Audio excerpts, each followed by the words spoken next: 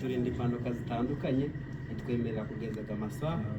Niyo mpamvu mbere ya byose twamanza twasenga tukamanza tukabona gukurikizaho noneho indi porogaramu. Rero reka twakire Jonas adushirireho amasengesho, tubanze twubaha Imana ngo tubone dukurikize indi gahunda. Karibu Jonas.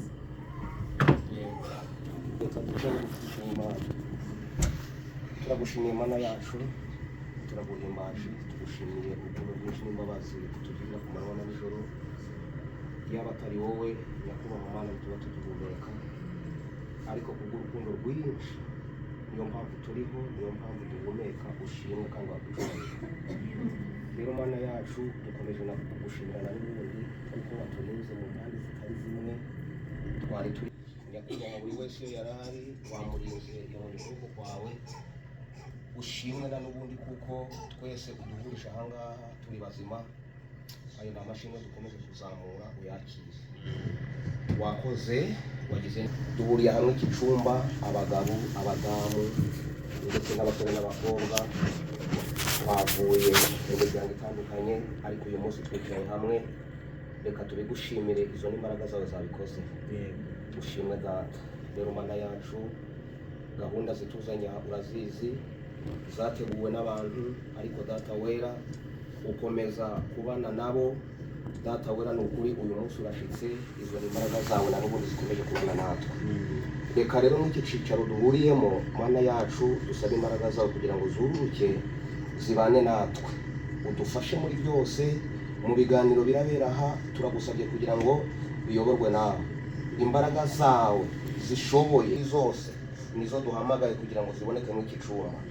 Nyagura ku ngoma, amagambo abe mazima, buri umwe wese umuha ibitekerezo bizima, buri umwe wese Data ajye gukoresha ubwenge bwiwe, ahubwo ubwawe Data aribwo bukoramo aka kanya. Turagusabye kuko urabana natwe. Reka twirukane Satani w'umugore mu izina rya Yesu, atsindwe aje kure natwe. Data wera, ahubwo imbaraga zawe arizo zitugota twese. Udufashe kandi utugirire neza mu kanya turi bufate turi ahangaha. Nyakubahwa Mana, imbaraga zawe zikomeze kutuyobora. Ni ukuri utugoteshe ingabo zivuyeho mu ijuru. Nyamuneka ni ukuri umutekano uva iwawe ari ukomeza kugaragara kuri twe. Urakoze kuko urabana natwe kandi uradufasha muri byose. Tubigusabye twizeye kubyumvisha kandi kubikoze. Tubisabye mu izina ry'uwatubanduye ni Yesu. amen. Amen. Mwakoze. Rero nk'uko twabibabwiye ku matangazo twabahaye, abatari bakaje ahangaha hariho ibintu bibiri. Ya mbere ni iy'abamama baje kuyifashisha, iya kabiri ni nkaha muri runo ruhande, ni impande ibiri. Ya mbere iraha, iya kabiri nkaha uzengurutse gakeya wabona uburyo waje kwiranga. Turashyiraho itangazo kuri bimwe nitwicaje ahangaha. Hariho ibisabwa ahangaha tutabashije kumvikana nabo. Mubonye hariho impinduka, ntabwo mwabaza ngo mbese byabaye bite. So niyo mpamvu twamanza twabibasobanurira. Twashatse kino cyicaro cy'ahangaha, tumaze kumvikana nabo baratwemerera, ariko baratubwira yuko bafite kudutekera kandi bakatunywesha. Ariko twitegereje ibyo kunywa byabo, tubona hari igihe tutashobora kubishobora. Nyine barazana nka bwa bujuice nanga bwa busoda, murabizi ntabwo bakwirirwa barababaza. Ubwo natwe tubasabye wenda nkabura bucupa bwiza butubutse baranga. Ubwo banze biba ngombwa yuko natwe tutashobora kwakiza abantu ku buntu bumeze bityo. N'ibiryo byabo tubona yuko tutabishobora, hari igihe tutabishobora. Kubera kwa Jonas ko batekaga isamaki ugasanga hano bayitetse ukundi, hari igihe ntabwo ishimisha. So ubwo noneho tuba ngombwa yuko twaganirira hano hantu. Noneho hano nyuma y'ipakingi hari inzu ya mbere, ya kabiri, ya gatatu. Tubona yuko ariho twateguriye icyo kurya n'icyo kunywa. Hano nyuma y'ipakingi hano. Ntabwo ari ukuvuga ngo ni urugendo, nta n'umunota guhari. Kanje ntabwo nakoresheje imodoka kubera nzi ngo ni hano hafi. Nakoresheje ikigeri kiye kuhava no kwagera. Unonaha uhagaze hano guswima igipuru, kino cumba gikurikiye hano wahamagara.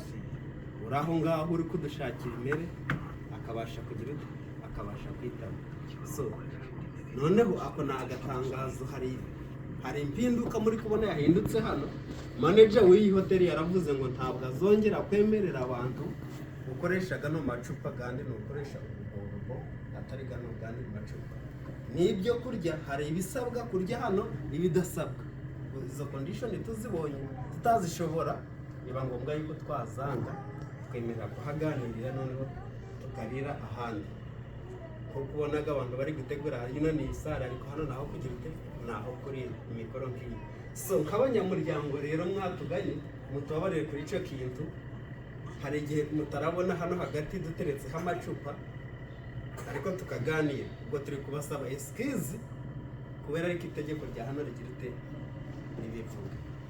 So muragitubabariraho, ubwo mukanya wenda turabona ico kunywa n'ico kurya ariko tugira ikiganiro cyo twaganirira ahangaha ariko ntabwo batwemereye kugira ngo tugire tuharire nuko hamwe. Bakiriye mwakoze kutugana, ubwo nimukenera wenda kumva yuko mwasaba ijambo turaribahereza ariko muri karakiriye. Rero nk'uko biri Jonas watuyobora n'agakorasi wenda kamwe wera turi abakristo maze asige tukaja kindi kiganiro.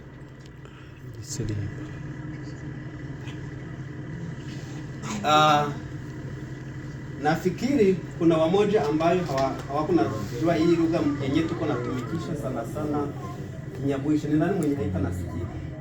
Ama si wote tuko nasikia we tafsiri. Ama tuko nasikia Kinyabwisha, kuna wamoja ambao hawako nasikia Kinyabwisha. Tangazo ambalo niliweka ni kuhusu nafasi ya kujitayarisha. Ni kupitia hapa kuna umai wenye uko napatikana hapa kwa hii mlango, unakamata kakona kidogo. Unaingia hapo, kuna bathroom ya kwanza ni wanawake na bathroom ya pili ni wanaume. Kuhusu hii hoteli hapa ambapo tunaikala, ni kusema kama wakati tulikala nao, kuna sharti ambayo walituambia ya kwamba kuna watatupigia tena watupatie na kitu ya kukunywa. Wakati walituambia tukasema tunataka zile machupa za kabambi, nao wakasema nyie tutawapatia bure buchupa bwa tuseme ni sabu majuisi. Wakati tuliona hivyo tukasema hatukubaliana nao kuhusu ile. Nao walikatala kwa sababu oda ni yao na nyumba ni yao. Tukasema tafadhali wewe kupatikane mazungumzo mafupi kidogo na siye tutafute fasi kwenye tunaweza kulia na kunywa. Kuna parking hapa nyuma kadogo. Unaweza vuka nyumba ya kwanza, ya pili, ya tatu, ya nne. Hapo njoo kwenye utapata chakula na kitu ya kutia kwa tumbo. Kwa tangazo mfupi ni ile inafaa kila mtu yote ajua, lakini ni samahani kwa familia. Kwa hiyo mtakusamehe kuhusu ile yenye ilipitikana kwa sababu alikatala kama hatuwezi kukunyia hapa na kulia hapa. Kwa hiyo tunaomba samahani kwanza. Ngoja tumusihi Jonas atupatie korasi kidogo ili tupate jinsi tunaweza kuendelea na program. Kuko ulize kidogo. Unaona amri za hapa zenyewe wanapatia ni za kweli za kuhusikana na jinsi anamwabudu Mungu wao, ndio?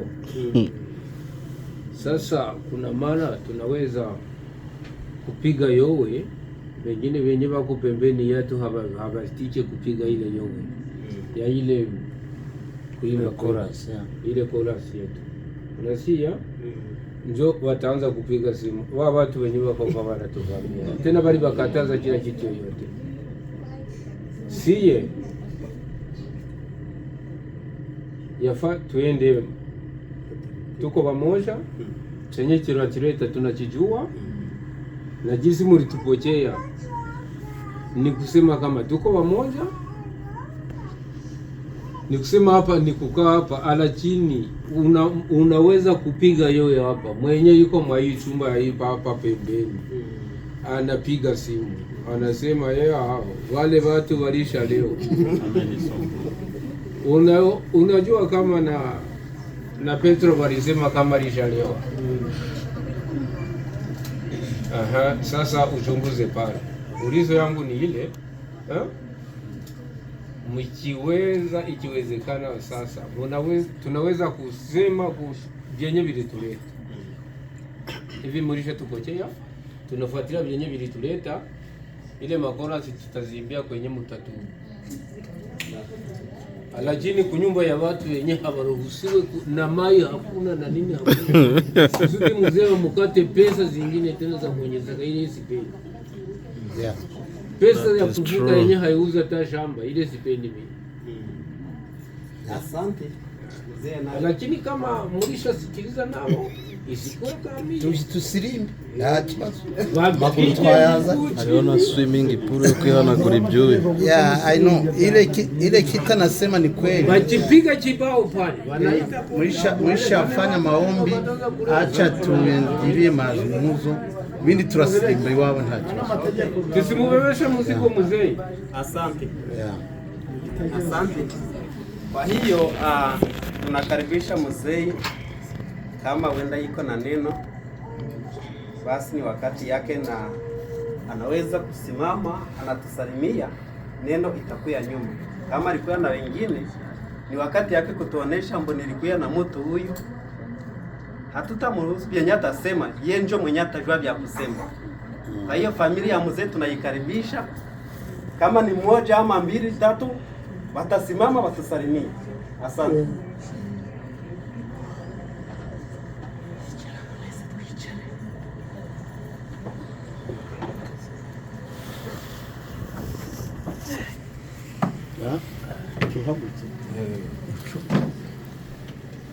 Narabo ntabari iwacu hamwe mwahagurutse. Bariya ntabazi byabaye.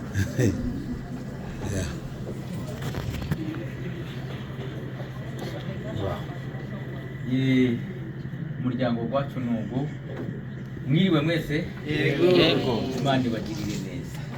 Amen.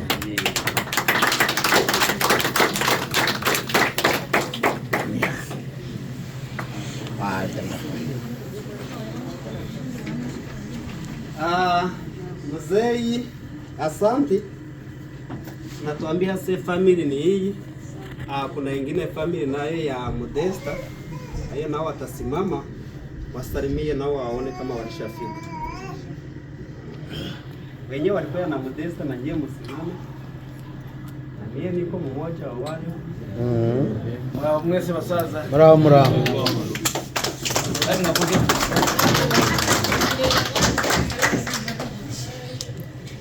Asante. Yengine inawezekana vitakuya nyuma. Kama kuko mswari wanaweza tuuliza, lakini iko sawa, yengine vitakuya nyuma. Kwa sababu hatuichenye tuikarisha hapa. Tunataka tu tuiwe kama ni nini yenye iliacha tunaikara hapa. Ngira wenda simbizi niba hariho translation yagamba mu Kiswahili Kanza ndaje. Zigama ama indimi z'abazungu ziri kuza ziratunanira tukavuga mu konte mu mabere y'abama kuko niyumvishemo ko hano haba hari abandi bantu bashobora kuba batari kumva ibintu tuvuga. Ase alisikia kuna wamoja ambayo hawakunasikia hii lugha ambayo tuko na, kandi ibyo nabyo ni byiza, icyo duhuriye ku muryango umwe, na hiyo ni ya muhimu. Cha muhimu chenye kinatukutanisha ni kusema kama ni family moja, umusore n'umukobwa, bwana harusi na bibi harusi. Nagira ngo duherukana kera n'umuryango wa Modeste.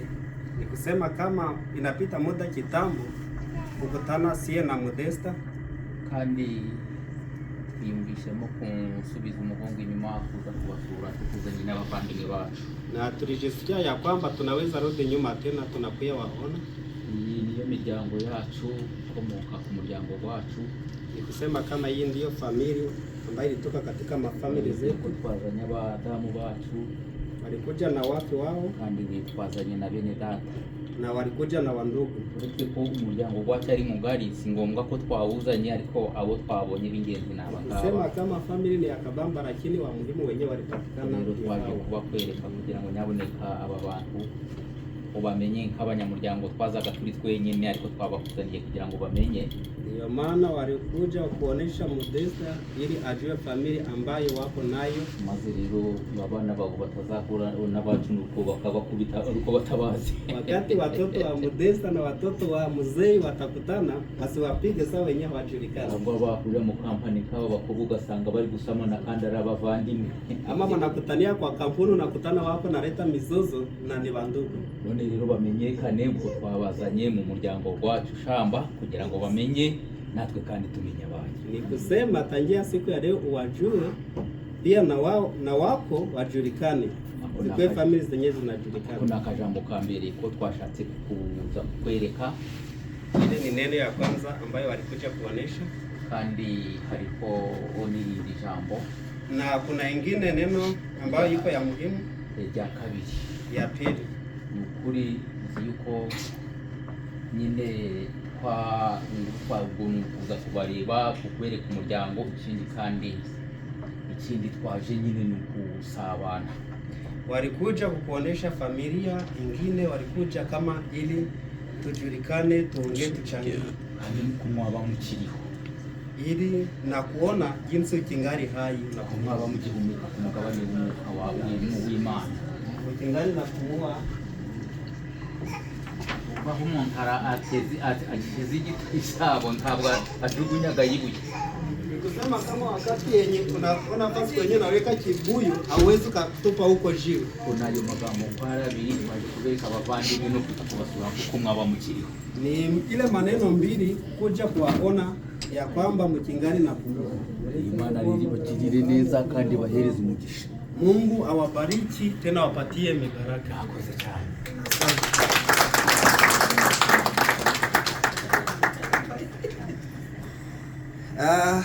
Mnasikia ile neno yenyewe mzee anasema, anakuja onesha family yake, aioneshe Modesta. Wakati watakuwa nakutania kwa kampuni, siku inaonekana mubaya, wajue kama ni wamoja katika Kristo na wanakutania katika vitu ya mingi. Kwa hiyo Modesta naye iko na family kubwa, walisimama, mliwaona. Haiko kusema kama naikara hapa yeye peke, anaikara na wengine, iko na warafiki, iko na wandugu, na iko na watoto. Ndiyo maana kuna msiku kidogo ambayo zilipita, nafikiri kama kulikuwa musika yake ya Modesta ambayo alienda kwa mzee. Kwa hiyo Modesta naye aliikara akasema ule musika yangu inawezekana wenda nimutafutie kikao nimuoneshe saa zingine kama alishapata bwana wa mzuri ambao anastahili kuoneshwa familia hizi, familia mbili.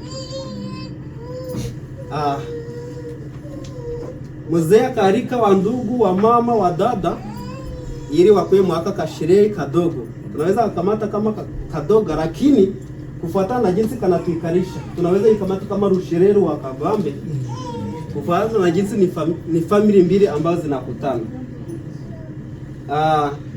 Lakini yule musika kama alikuya kama hakukuya siyo, hatutakuwa na neno ingine, na ule musika hayatuonesha kama Aisha kuya kama na bwana wake, kama hakukuya basi tutaongea maneno gani, na hayatuonesha kama saa zingine alikuya. Modesta saa zingine anafanya itapa musika yangu Aisha wale hapa na ni bongo na haiko hapa. Kwa hiyo kama iko hapa tumusimamishe, atuoneshe na mwenye alikuya naye. Kama haiko basi tutavisimamisha. Wani ikali. Kali. Simbi.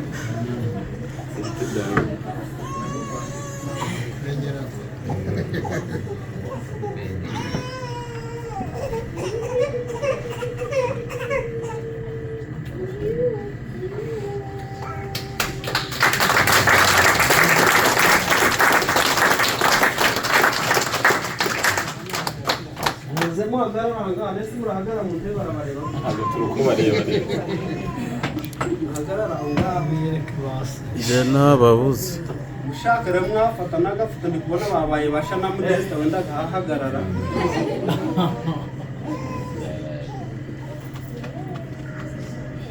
ari kureba ese mwari mwarabibona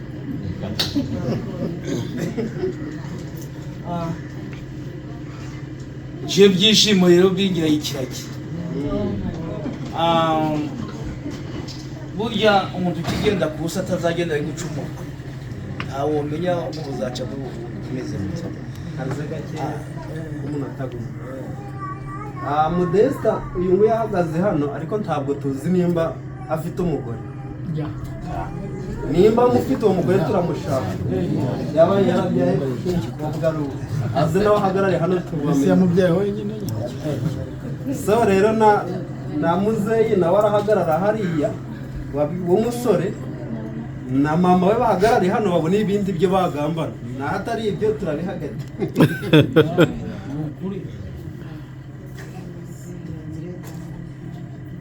okay nikusema kama tunaambia Modeste alisimama yeye pekee akaanza kutamka, lakini tukamkatazia tukasema hapana, tafadhali uko na mke na ule mke pia simame hapa mbele tumuone kama iko kama haiko tujue. Na kungambo ya Kiana na inawezekana iko na babake na mama yake, nao akuje wasimame hapa mbele tuwaone, kwa sababu tunaona wasingo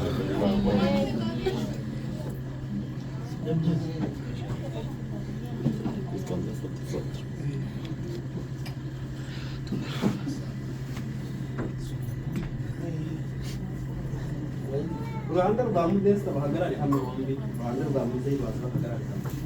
Karibu muzeyi ariko mwihangane. Bahagarara bari kureba ibintu. Uko barabyimura. Okay, gutyo niko nari mbishaka. Karibu sasa Modeste na neno yako. baraberanye pe ni kompre mweshi Kiswahili mweshi Rwacu. Asante bandugu, badada, marafiki zangu, mina wafurahi kukuja sana hapa. Na mimi nimefurahi. Binti yangu kabisa hamu, asante kukuya kumunisherekea hapo. So bandugu, badada, ba mama, bazee wenzangu, mimi nilishafurahi sana. Bona familia ya Beni kuja kwa Modeste shamba. Maana chukua mtoto yangu hivi tulisha kuwa mimi na Beni, hatuko tena Beni. Ni mzee niko mzee, ni babu niko babu. Hii watoto wetu tunataka tuwaombee baraka wazae kijana na wamusika, na mimi kabisa niko natembea nisikia watu babu. Beni vile naye apembeza mimi nipembeleze. Watoto tutawaunga mkono kwa mkono, bega kwa bega. Uliwaka mariage sikufika kwa ile wakati, lakini sasa niko sasa ni mariage yangu. Ya, hii ni mariage yangu. Ile wakati sikukuwaka, lakini leo nipo hapa. Ndio maana niwakanisha hapa bandugu Beni. umwanya kwa ndi mu byanze nibereye mu byanze ndi kotsifu Sawa. hayo Kwa nari hivyo nabona ni hii wakati sikupata muda, lakini kwa kidogo ninawapatia ngombe wakati utakunisha kuona huko mchaguzi. Yep.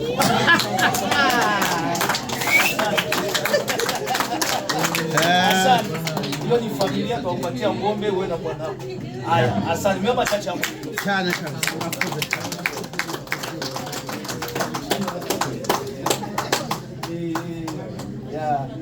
Hivi kwa mengine sina mengi juu tuko na rapidite hapa, sina wakati hapa ni ukaa tu, hakuna cha kufanya. Tuko naenda ya muda yenye ungeaka nao sitaifikisha. Nitabaachia hela babakie na hela zao tena wengine niko naenda.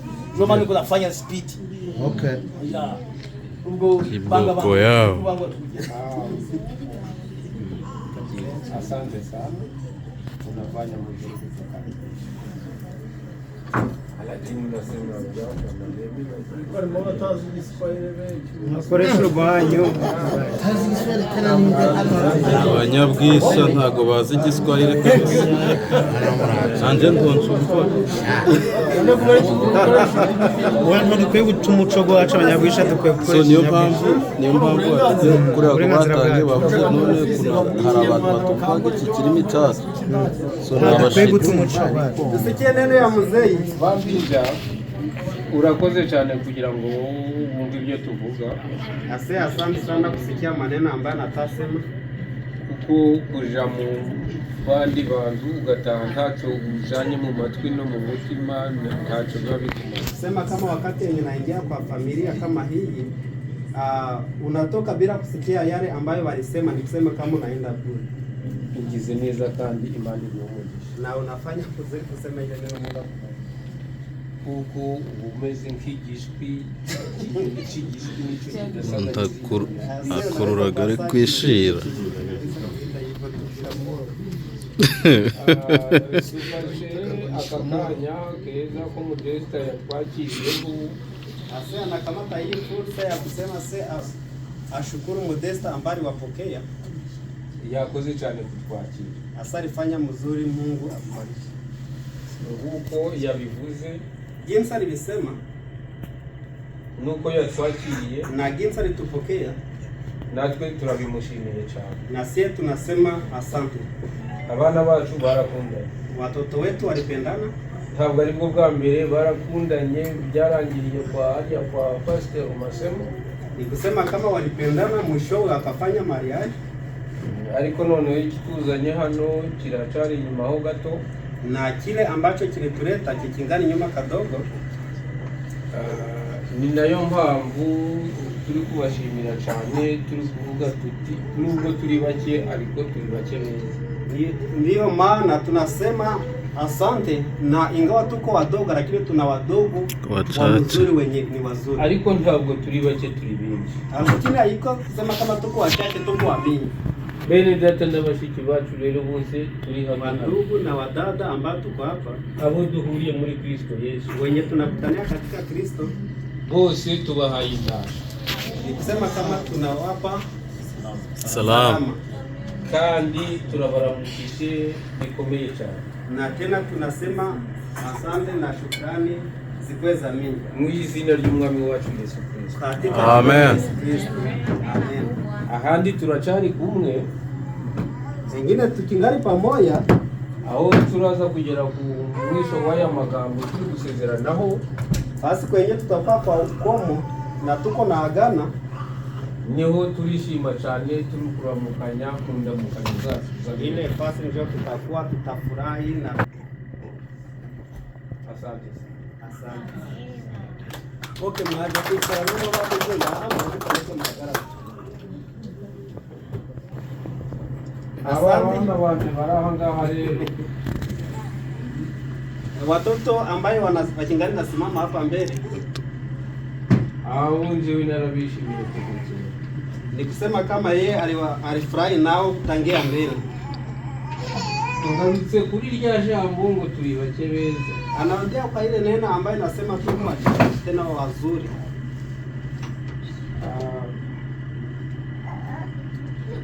Turi abantu bakunda kuba, Tuko watu ambayo tunapenda kujenga. sio kubomola. Kabugarugu sei. Ndio mambo yenye ilituleta hapa. Nicyo cyatuzanye aha. Kuchukua mizozo kati nao. Habaye ibibazo hagati yabo. Mmoja anatombokea mwenyewe, mwingine anatombokea fasi fulani bila kujipita hapo. Umwaga tukundi n'undi agatukundi batamunyiriye. Nangwa imiryango iri hano nkaba bose abo twaberetse ntibagire uwo babwira ikibazo cyabo. Salamu. Ama katika familia jinsi tunaikara hapa, inafaa wawaambie shida ambayo iliwapata. Kama wanapita kinyume na sheria tutawaadhibu. Nibaza tandukana n'ibyo bari kubabwira, inyuma y'amategeko. Dushaka ko buba. Tunapenda wajenge. Asante sana. Asante. Nanse iyenero bari bandagiye ndayibahaye. Nao tena wanawapatia.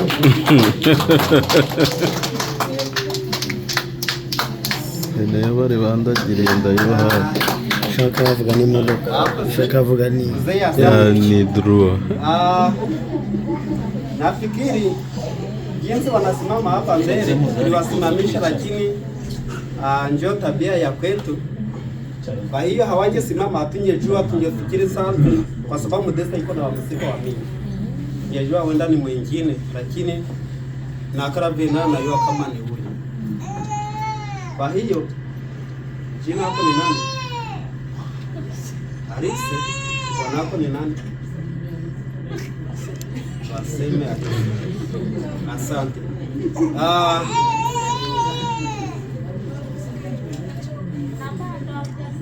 Okay, ngoja tupatie sasa Arise dakika 3 neno. Ndiyo. Karibu. Jambo. Hapa nataka kushukuru kwa wazazi wangu. Aenda kushimira ababyeyi be Ya mume wangu sababu walizala mzuri. Na wakinipatia mume mzuri kabisa. yabyaye neza kandi amuhereza umugabo mwiza.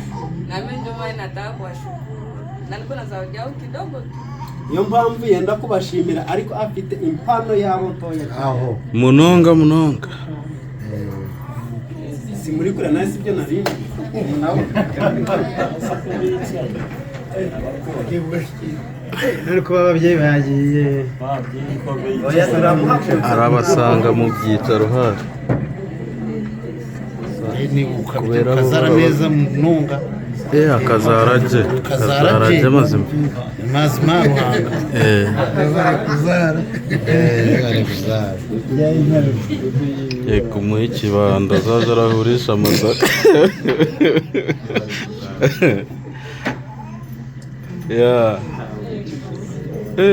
Yampaye. Haguruka rero. Anakirya tete. Hii zawadi yangu ni ya mamangu mkwe sababu ashakatenga mtoto wangu bwanangu mzuri. Nani mtoto yako? Akimnyonyesha vizuri hatimaye atakushukuru. Rama.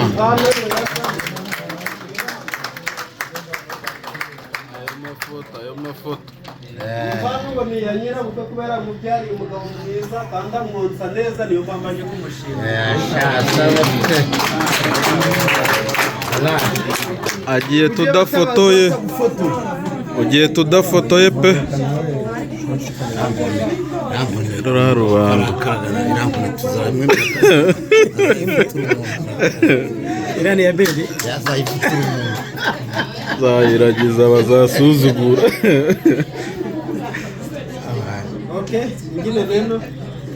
Na hii nayo ni zawadi ya baba mkwe sababu ni mlezi mzuri, alipata malezi mzuri. Ya tete. Iyo ndio waisikia ngofero. Waisikia mwe. Baje kumushimira reka Imfizi iri ibyaraga. Cho. Tutari kumureba mu maso.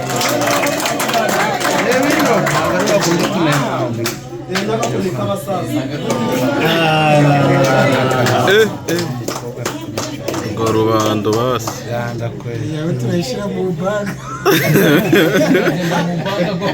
No gushira munsi. Iyo nkoni no kwicunga neza.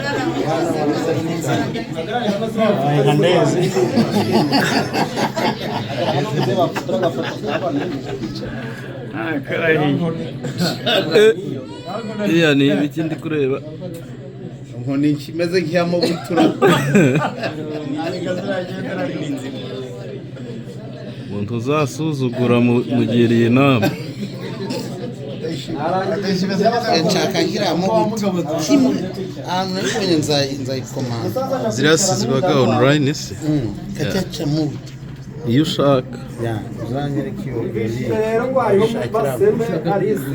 Wenda ndagenda. Ntabwo umugabo twagenda tutamuhaye ijambo. Bwana wetu kupatia neno kwa sababu hawezi kutoka hapa bila neno.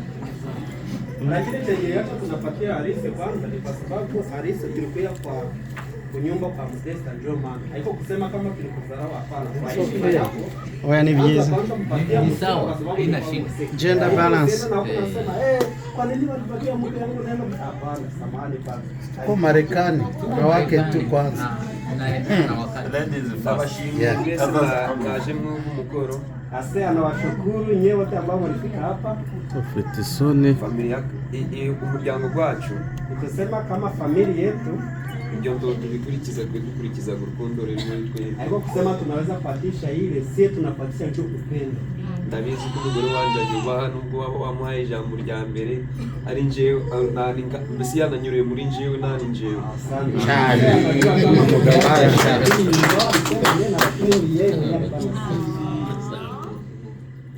Naje nari mfite impano yo gushimira ababyeyi bampaye umugore mwiza bamwumva neza. Atari gukora. Hariya kandi babivuze. Yumva icuyacu. Umuryango baranyakiye. Wakati alifika kwa hii familia walimpokea mzuri, Banyakira neza. Pokea mzuri sana. Nabono tunabanye neza cyane. Na tunaishi mzuri sana. Nanje nari naraguze umugisha bwo kugira ngo nzabone uno munsi bwo kubashimira kabisa. Kusema kama naye alikosa baraka ya kusema siku ya leo ipati ya kuwashukuru, lakini ameipata. Anatueleza mfano. Ya mbizi. Anazania kwa Mungu. Okay. Mwamike buhoro buhoro. Museveni ntagenderaga ku ngoni kandi ashaje. Kimuberera. Destra mubereye na kuri. Biramukwiye ariko. Biramukwiye. Nizingiro ndakora nta nzoka yo kunyura iwawe. Mujisho.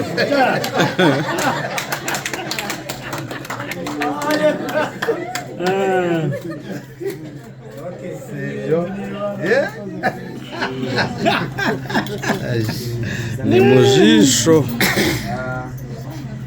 Akingari haya agaza umutesa no kugira ngo ije kuri.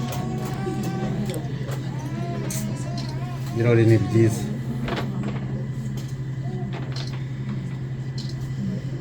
Kuna zawadi nyingine ya kupatia mama.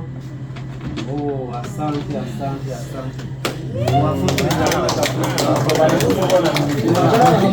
Turi kumureba muri kamera pe. Kuba tari kureba za kamera. Kimurebe hasi nyaboneka. Ni sawa. Nakamwenyo mwenyo. Ni umunezero. Gararyoshe basi. Ubu ngubu yabaye baje kubyara. Gerageza. Bashaka umuti gusarariye.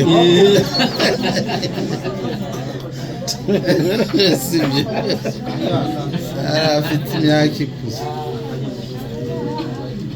Kopenda zayiba kubirashe.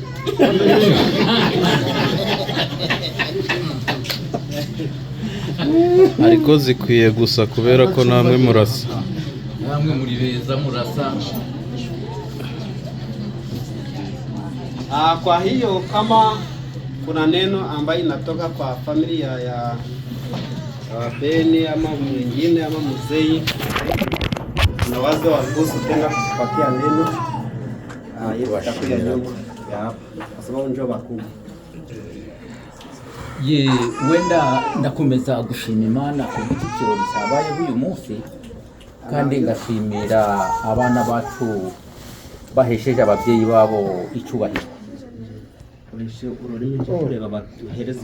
Naona msaada kusaba msaada reka tumfashe ku translating. Mzee anaendelea kushukuru, inayomsimamisha ni shukrani kwa watoto wetu na kwa mpango ambao Mungu ametuwezesha kwa siku ya leo. Bana Yesu abagirire neza. Watoto Mwenyezi Mungu awabariki. Ko Bibiliya ibyo mukoze nayo irabyemera. Mambo mnayoyafanya siku ya leo hata Biblia inayakubali. Navuga ngo ubahe so na nyoko kugira ngo uramire mu gihugu witeka Imana yawe. Biblia inasema heshimu baba na mama yako ili uweze kaishi siku upate kuishi milele, upate siku nyingi za kuishi. Ubwo rero kuba mufite ubwo mutima wo kubaha ababyeyi banyu, namwe muzabyare abazabubaha. Kwa kuwa mna hiyo roho ya kuheshimu wazazi, anawatakia na nyinyi muweze kuwa na uzao ambao utawaheshimu pia. Rero wenda irindi jambo kubera wenda tutarakomeza kumara amagambo mu kugamarira wenda naho turaja kwicara wenda kuko wenda aho turaja kuraba ariko kuja kuruhuka, ariko hari jambo nshaka kuvugaho ryo gushima. Kuna neno fupi kidogo alitaka izungumzie, japokuwa hatutamaliza maneno yote hapa sababu tuna kikao kingine sio hapa. Ariko ndamanza gushimira umuryango wa Modeste Shamba. Anaanza kishukuru familia ya Modeste Shamba. Waratubyaye uraduheka, ulituzaa na umetubeba kwenye mgongo, watugiriye neza cyane, umetutendea maajabu. Wikuye umwana wawe mu mugongo uramuduhereza, ulitoa mwanao kwa mgongo ukamutupatia, ulimutukabidhi. Imirimo yagombaga kugukora nti waruyanze ariko waremeye uramuduhereza kugira ngo aje kuyidukorera. Kazi ambazo angeweza kuzifanya kwako ulimutupatia ili aweze akaifanya hata kwetu. Nubwo wenda twaba twarazanye impano nk'umuco gwacu dukora ariyo nkwano, ariko ntabwo ari kiguzi. Japokuwa tuweza kuwa tuliletaka zawadi kimila ni dot. Japokuwa tuliweza kufanya hiyo kitendo, lakini si ya kununua mtu. Ahubwo n'ubumwe wadushakiye kandi natwe turabukeneye kugira ngo tuzakomeze kubana nawe. Ni umoja uliotutakia nasi tunahitaji ili tukaendelee kuwa pamoja. None rero nico cyatumye tuzana iyi miryango ni yawe, turamenyanye. Ndio maana tumeleta familia zetu kukutana na familia zako, sote tumejoana kugira ngo twubakane ili tuweze kujengeana. Ndabizi wenda mukanya karibuze turi buja ahantu gusangirira hamwe kunywa no kurya. Kama walivyo tutangazia haturuhusiwe kukulia hapa, tutaenda kukula sehemu ambapo walitutayarishia. Ariko igikuru mu rukundo wadukunze pe.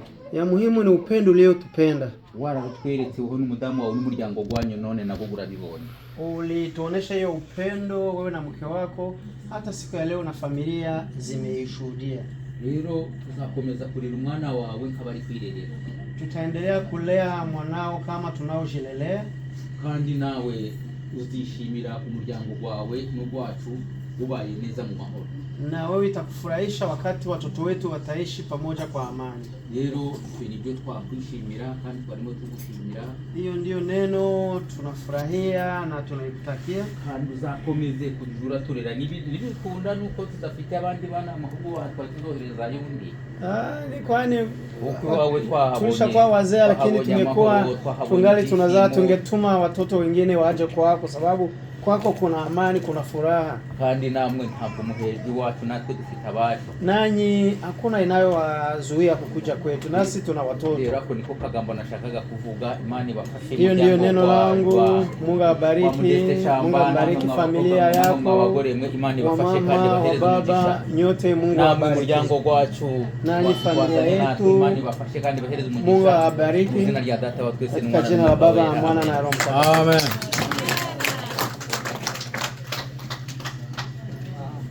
Asante mzee, maneno mazuri ambayo natamka. Kwa hiyo tunaweza mruhusu Modeste naye kutupatia neno kidogo ya dakika 3.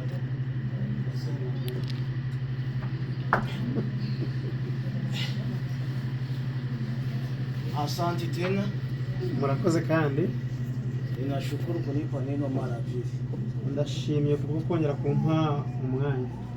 Sijui nitashukuru Mwenyezi Mungu namuna gani. Sinzi nashima Imana gute. Mtu anazaa mwili lakini mtu azake roho. Umuntu arabyara akabyara umuntu ariko ntawo byara umutima. Hii furaha mnaona hapa na kila mzazi anaitegemea kusema kweli. Ibyishimo birahanga uyu munsi buri mubyeyi wese nibyo akeneye kubona yagira mu muryango we. Lakini hii dunia yetu tuko ndani haikubalie kila mtu kufika ndani juu, kila mtu anamwelewa njia zake. Gusa ko isi ya none duturiye ntabwo idukundira kuko buri wese usanga ahuye n'ubuzima mu buryo butandukanye. Utakutana musika alishakuwa mulevi, usanga umukobwa yarabaye umusinzi, ukutana kijana alishakuwa muvuta bangi, kwa wasanga umwana hari umwari umogi umusore akikuwa mwa hiyo njia ila kuipata itakuwa ngumu. yagendeye mu nzira nk'izo rero uyu munezero ntawugera mu rugo. So tunaweza ombea kila mtu mwenye kwa hapa kwa dunia, kama Mungu anakusaidia unapata raha hii, haiko wewe, Mwenyezi Mungu anakusaidia. Twabyifuriza buri muryango wose kuko niba umunezero ugeze mu rugo rwawe cya kibando kiguye hasi wabishize mu ruhara ahubwo ni Imana yakurindiye. Hiyo mimi naishukuru Mwenyezi Mungu. Kingine cha pili sitawachelewesha hapa, ibyo mbishimiye Imana. Cha kabiri ntabwo ngiye kubatinza ahantu, na mimi pekee nilikuwa nasikia kiu nanje ubwanje nikumva imyota itangiye kumfata. Niliwahi kuwaambia sema nipatie na maji, wakanipatia chupa 10 ni kama 100 na kitu. Chupa ya maji ya duhawenda na mazi tukazayanywera aha, ariko bambye ikarito ya mazi tugura $4 bona $100. So lakini maji tuko nayo, kila kinywa tuko nayo, nihangane ibyo kunywa turabifite. Mwenye anahusika na hii fanya haraka uwatoe wapa njia kila wako chaka uyurudu ushinzwe ubuku buhagarariye nadukura hava tukigendera imyuga yengera tutabongerera kuri asante ibindi turabiganirira iwacu murakoze. naongea mzee jinsi analisema nkuko abivuze, nimba hariho kwa ufite impano, kama kuna yoyote anayo zawadi arayimuhera hari abategiye kurusha mbere, tafadhali zawadi muziweke, mutaweza kuzipania hayo. Hiyo fasi tunaenda kukaa kwa kikao cha pili kubera aho turaba twisagabwe nta muntu aburi ko twiruka pale, tunakuwa tunakaa na tunastarehe bila mtu bila ya kusukuma kwa saa. Hapana, ariko nguyu ifite yo kubisubiza, lakini ukiwa na hilo zawadi isirudie nyumbani tafadhali. Kandi noneho icyo kunywa turagifite na vinywaji msijale, vipo. Mwaga mazi uragamba tujengwa amazi weku, ukiwa unatumia maji utaomba maji weku uvuga ngo nje ntabwo buri muntu cyo mwaga ari cyo. Kila mtu chochote unachokitumia ndicho uweze kuomba utakipewa. Dufite ibyicaro bimeze neza, tuna sehemu nzuri tutakaa na tustarehe. Kwa hiyo mpamvu rero reka tuva aha ngaha. Kwa hiyo ninaomba tutoke mahali hapa tuje kurya no kunywa twishimye, twende tuanze kula na kunywa na tufurahi. Nuragira ni jambo turarimuheriye, na atakaye kuwa na la kusema tutampa neno huko. Turasiga imodoka na chengine kidogo ikindi gitoya, sijue kama siebo tutatokea hapa, sijue kama paki mliweka wapi, kuna mwenge ntabwo tuzi ko mwapakinze amamodoka ubapatia watu wese, kuna wengine ya bapatia kazi singi mvugo ya Petra zisira bari ari anatwabona hari iwe twagaruka twagera hari wao wanabona mbati Anaje imodoka 40 wazireka ntitwagaruka n'amaguru hari mu mbere kadushorera twese tujinde